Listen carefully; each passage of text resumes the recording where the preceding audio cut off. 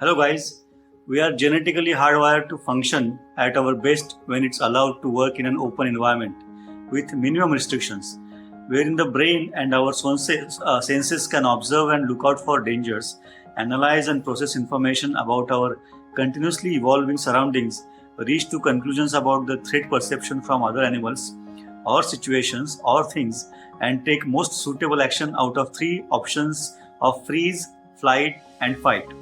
Even in modern circumstances, our brain follows the same procedures of observation, conclusions, and actions. Our surroundings have changed drastically. We are no longer living in caves, hunting in open spaces for daily food, returning to our homes with the prize that is catch of the day, and enjoying it with our family members. Our main objective of life for human beings was reproduction. Every other action was aimed at channelizing all the resources to achieve the main objective. In the current scenario, we are living in developed societies with all the luxuries and conveniences available to us. We are no longer facing life-threatening or existential situations daily, except maybe traffic jams.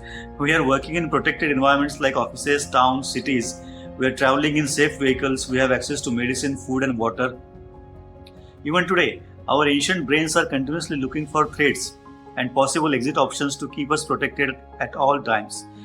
Though under current circumstances, we are expecting training, molding our brains to leave this function aside and focus on learning new things, processing huge piles of data, and deducing possible solutions wherein we can get benefited in terms of money or fame or prestige or satisfaction or happiness.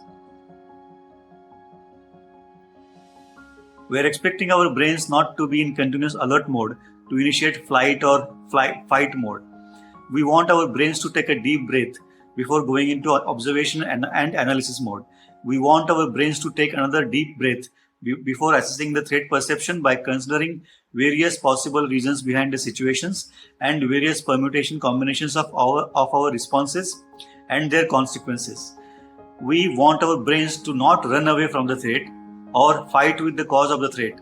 We want our brains to take a rational view of facing this threat without running away or taking care of the cause that is creating the threat perception. We want our brains to evaluate all possibilities of solving or neutralizing threat perception without reaching the default conclusion that is freeze, flight, or fight. Now, all these steps we want our brains to follow are not natural to the normal working of our brains. It is trying its level best to adapt and make necessary changes. Brains are under tremendous pressure to reform themselves within a very short period. They have been hardwired for freeze, flight, and fight for thousands of years. We are trying to rewire our brains in a very short period like 400 or 500 years. Things have deteriorated further in the last 20-30 years with the IT revolution and social networking taking over the world. We are reaching a stage wherein we are expecting the human mind to process 74 GB of data daily owing to our constant exposure to electronic media, gadgets, internet access. To put things in perspective, in the 16th or 17th century, 74 GB data would be consumed by a highly educated person in his lifetime through books or stories. Now we are pushing our brains to do this daily using the same software, that is our mind and brain, on less healthy hardware, that is our mind, body and brain. These issues related to the brain are not isolated incidents but a global epidemic or pandemic. Increasing stress levels, unhealthy lifestyles, erratic food habits, and lack of rest or relaxation due to continuous exposure to innumerable simulations are resulting in mental health pandemics. This mental health epidemic is threatening us and our continued growth as human beings. The effects and repercussions of this man-made epidemic can be compared only to another man-made life-threatening crisis of global warming. In short, we are expecting the most advanced and process-intensive software, that is our mind and brain, to run on ancient hardware, that is our body. This is a recipe for disaster, that is global warming of brains. We can very clearly see the signs of brain burnout in our societies, communities across the world. This is a topic for another blog or another video, but global warming of brains is here and we must address the issue before it fries us all.